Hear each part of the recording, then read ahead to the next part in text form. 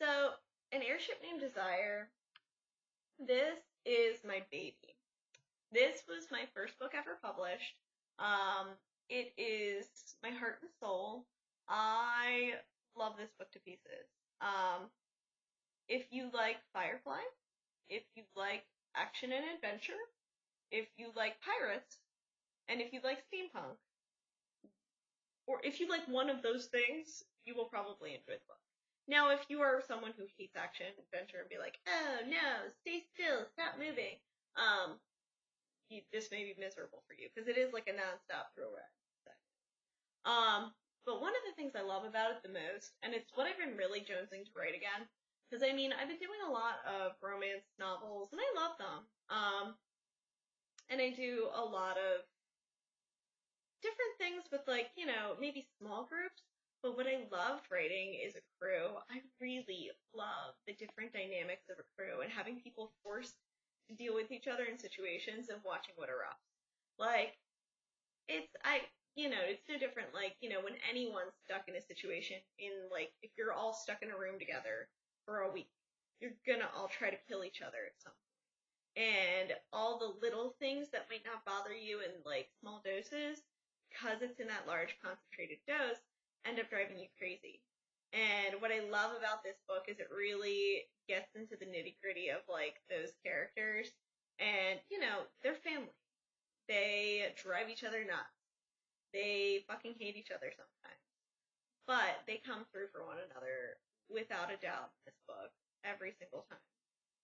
And Faye, the main character, really represents that compass of morality, similar to Mal and Firefly. I mean, it's that very, like, moral character who has, this is what she believes, that black and white view of, no, this, it's a little idealistic of, people might not act this way, and I'm not an idiot. I'm not gonna assume that everyone's out to be my friend, but this is how I'm going to act regardless. And the story's just so much fun.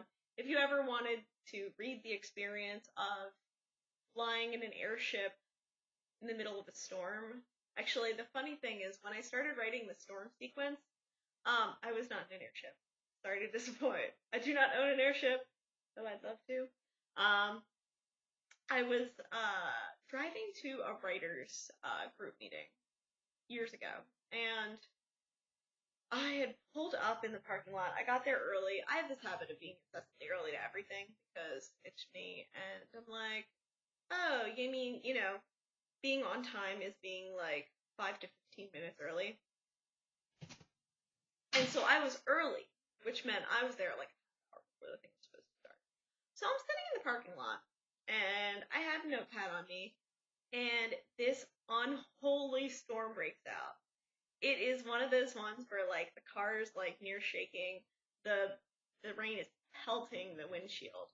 I'm looking at it, and I can barely see anything out the windows, and you just hear that crash of thunder, the boom around you as it quakes, and that all got funneled straight into An Airship Named Desire. I mean, it was one of those things where I love storms, and they deal with the storm in A Tale of Two Airships. And they're gonna deal with the storm in The Airship Also Rises, because I love them, and I will find a way to work it in somehow. It's exciting. It's thrilling. And it speaks to this primal core that everyone can appreciate. I mean, everyone has experienced a storm. So it's that core thing of, like, that thrill of danger that it's nice because, like, we don't have to, like, be in an airship up in the sky dealing with a storm and fighting for our lives. But being near in that vicinity of that raw power of nature is thrilling. And so if you want that sort of experience and that sort of ride, I would recommend An Airship Desire. Thanks for joining me.